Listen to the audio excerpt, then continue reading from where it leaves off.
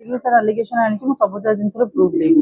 but जेहेतु बेसी extra हो गला मैं क्यारेक्टर उपरक आंगुठी उठुची एंड मो भल पाए उपरक आंगुठी उठुची 12 वर्ष काल भल पाइकिना मुझे बाहर ना कि कौ 6 मास 3 मास भल पाइकिना बाहर मो क्यारेक्टर उपरक आंगुठी उठुची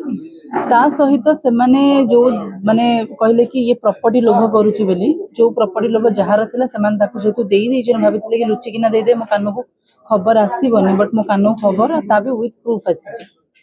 से जिनस कि मुझे केस देवाई आसती मैंने प्रॉपर्टी कि नुहे मो पर जो आलिगेशन लगे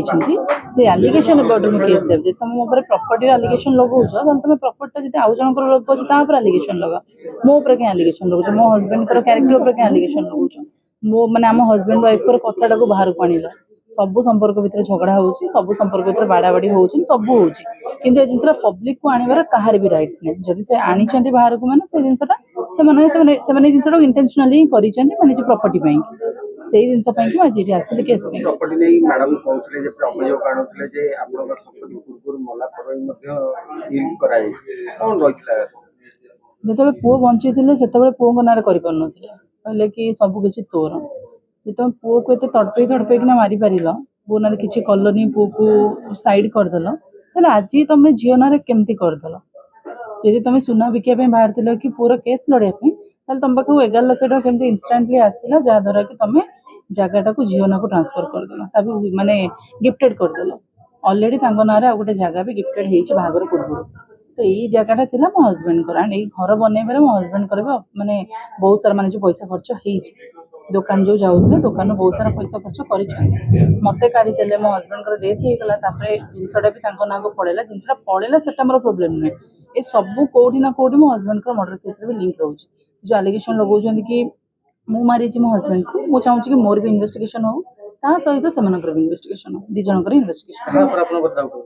मोर स्टार्टिंग डे रु ही मो ननद ननदी डाउट अच्छे जो जिनसा प्रूफ आसला गोटे लुचि लुचिकिना कले से मोर ऊपर भी क्लीयर करदे मैडम दुईटा परिवार दुई जन वकिल जो वकिल मैंने मीडिया वगैरह आसिकिना बेसी भड़ भड़ हमें से केवे केस जीति पारती कोर्ट रे से जीतती जी बेसी गपे से कम सब जीरो ही हुए जोटा कि आज आप जानी पारना पब्लिक जानी पारना राहुल केसटा डाउन हो समस्त जाने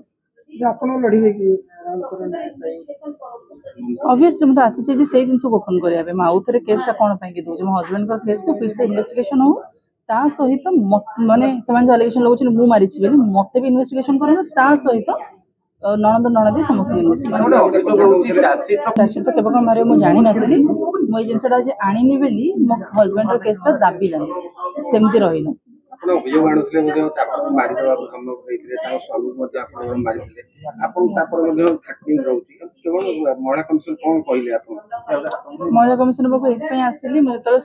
कौ भी जगार जो सपोर्ट मुझे न पाइली बाध्य होना मुझे आस कहीं मुझे जानी मत ये जगह सपोर्ट मिल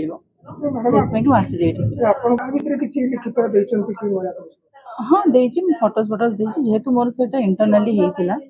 प्राइवेट पार्ट रे होता मुझे अपलोड कर पार नी पूर्व भिडियो को पकई से राहुल मोर झगड़ार भिडियो ना राहुल पूर्व गोटे केस होता से टाइम फटो था जेहेतु मुझे फोटोटा को अपलोड करें मुझे फोटोटा को अपलोड करी मत स्ट्रिक्टली आम लयर कहते जहाँ भी किसी झगड़ा होती केस रिलेटेड वीडियोस फोटोज तुम अपलोड कर बाहर तो मुझे पब्लिक को केमी आनी था जिनसा